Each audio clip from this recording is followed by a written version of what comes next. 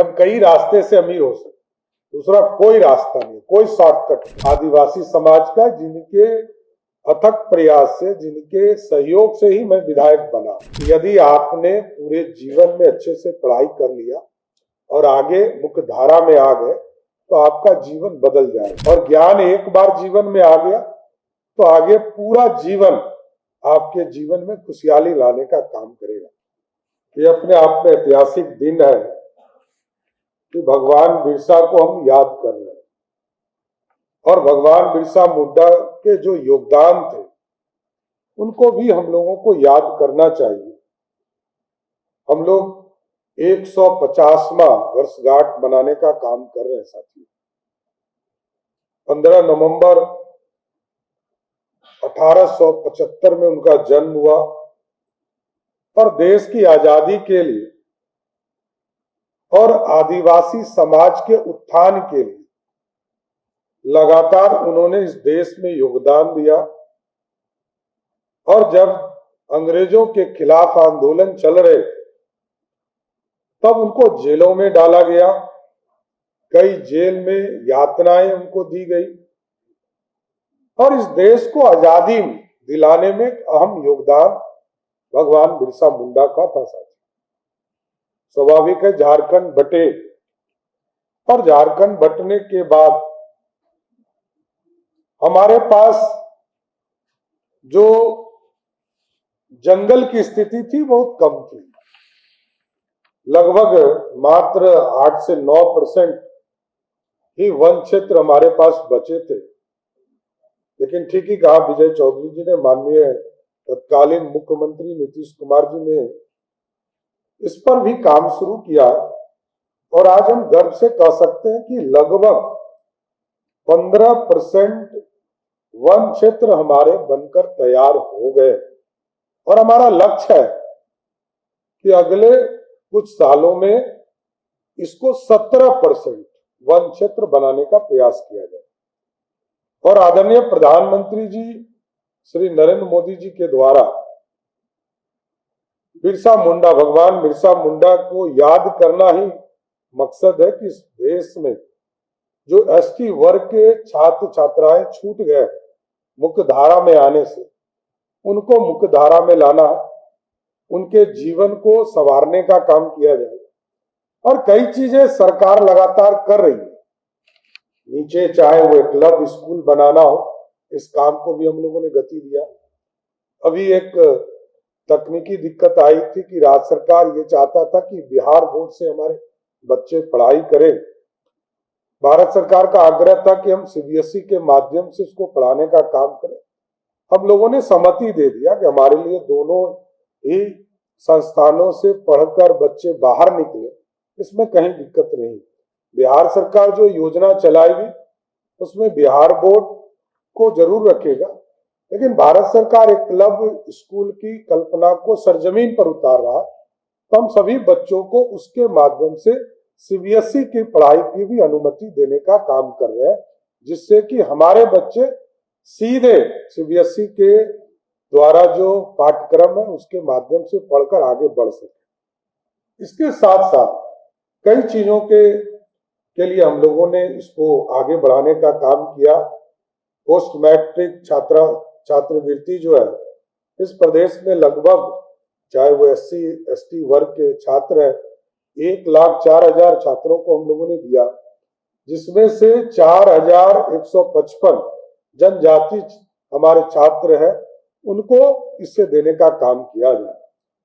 उसी तरह pre matric छात्रवृत्ति लगभग 20 लाख छात्रों को दिया जाना है, उसमें से 1,41,000 सिर्फ जनजाति छात्राएं हैं जिनको इसके माध्यम से देने का काम किया जाए। उसी तरह मेगा छात्रवृत्ति जो है उसमें 1,68,000 छात्र छात्राओं को लाभ दिया जाए, जिसमें से 12,000 हमारे यहाँ जो हमारे आदिवासी समाज के लोग हैं उनके बच्चों को उत्थान के लिए दिया जा रहा है।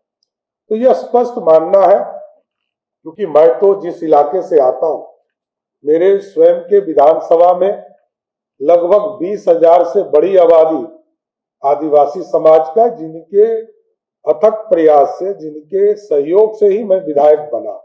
तो इसलिए मेरा तो कर्तव्य है कि आगे पूरे बिहार में, जबकि बिहार में आबादी कम है, इसके बावजूद बिहार में आदिवासी समाज के बच्चों को आगे बढ़ाना है, मुख्य धारा में लाना है, उनकी समृद्धि का रास्ता खोलना है।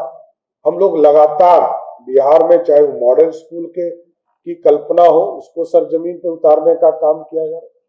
जिस ब्लॉक में हमारे डिग्री कॉलेज नहीं थे, उनके बच्चों के लिए डिग्री कॉलेज खोलने का काम इसी जुलाई के माह से हम लोग करने जा रहे हैं।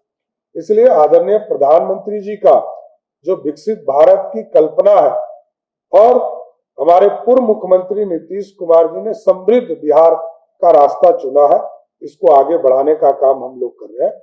और यही एक रास्ता ज्ञान अर्जन करने का इसलिए भी जरूरत है सबके जीवन में। यही एक आसान रास्ता है अमीर बनने का। लोगों को लगता होगा कि हम कई रास्ते से अमीर हो सकते, दूसरा कोई रास्ता नहीं, कोई शॉर्टकट नहीं। एक ही शॉर्टकट है कि यदि आपने पूरे जीवन में अच्छे से पढ़ाई कर लिया और आगे मुख्य धारा में आ गए, तो आपका जीवन बदल जाएगा। और ज्ञान एक बार जीवन में आ गया तो आगे पूरा जीवन आपके जीवन में खुशहाली लाने का काम करेगा। इसलिए मेरी पूरी शुभकामना है कि भगवान बिरसा मुंडा के आदर्शों को आगे बढ़ाना है। आदरणीय प्रधानमंत्री नरेंद्र मोदी जी ने जो भारत विकसित हो, उसकी कल्पना को जमीन पर लाना है, और नीतीश कुमार जी ने जो समृद्ध बिहार का रास्ता दिया है, उसको आगे बढ़ाना।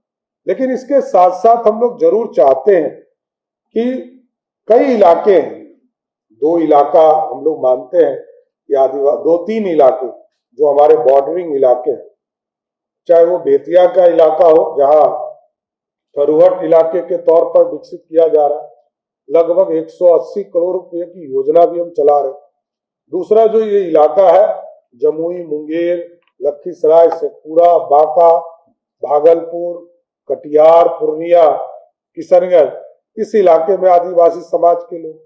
फिर इस इलाके में चाहे वो नवादा हो, गया जी हो, औरंगाबाद हो, सासाराम हो, या कैमूर जिले में हो, इस इलाके में पाए जाते हैं। तो ये पूरे इस इलाके के समृद्धि की भी चिंता करना है।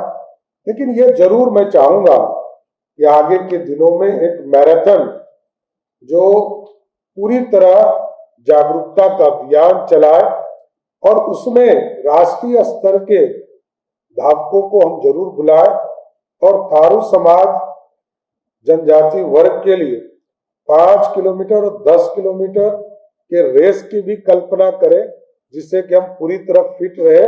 और जो इसमें विजेता हो एक नंबर पर, उसको 1 लाख रुपया, दूसरे नंबर पर जो हो उसको 75,000 रुपया, और जो तीसरे नंबर पर हो उसको 50,000 रुपया देने का काम हम पूरी तरह तीनों इलाके में, कभी हम लोग बेतिया के इलाके में करें, कभी जमुई बांका के इलाके में करें, मुंगेर के इलाके में करें, कभी हम लोग कैमूर के पहाड़ी पर, जो अधौड़ा पहाड़ है, जो आकर्षण का केंद्र है, दुनिया के लोगों को वहां तक पहुंचाना है। कैसे हमारे आदिवासी समाज के लोग वहां रहते हैं, पूरा जीवन ही उन्होंने वहां गुजारने का काम किया। वहां भी हम डिग्री कॉलेज खोलने का काम कर रहे हैं, लेकिन वहां तक पहुंचाना भी। इस पूरे इलाके में मैराथन दौड़ भी करेंगे। इसके साथ साथ इस पूरे इलाके में, तीनों इलाके में, अभी 2 जगह पर रूट हमने बनवाया है कि बिहार सरकार एक व्यवस्था खड़ा करेगी कि वाल्मीकि नगर के जंगल में और कैमूर के जंगल में हेलीकॉप्टर के माध्यम से या स्टेट प्लेन का सहयोग लेकर एक पूरी तरह आदिवासी समाज में लोग जाए।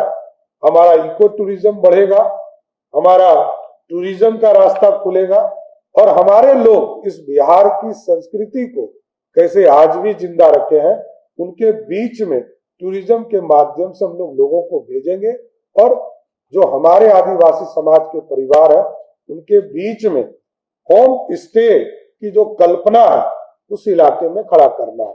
इसलिए साथियों, मैं फिर से आदरणीय प्रधानमंत्री नरेंद्र मोदी जी को विशेष तौर पर धन्यवाद देता हूं, जिन्होंने जनजाति गरिमा उत्सव 2026, क्योंकि पिछले साल वे स्वयं आए थे जम्मू और उस कार्यक्रम से शुरुआत किया, 150 वर्ष को पूरी तरह धूमधाम से मनाने का लक्ष्य दिया और Birsa lives in new Bharat और लिव इन न्यू बिहार, इसकी पूरी कल्पना को जमीन पर उतारना है और हमारे बच्चे जो कल के भविष्य है, इसको उन्नति का रास्ता मिले, इनको समृद्धि का रास्ता मिले, यही कल्पना करते हुए अपनी बातों को विराम देता हूं।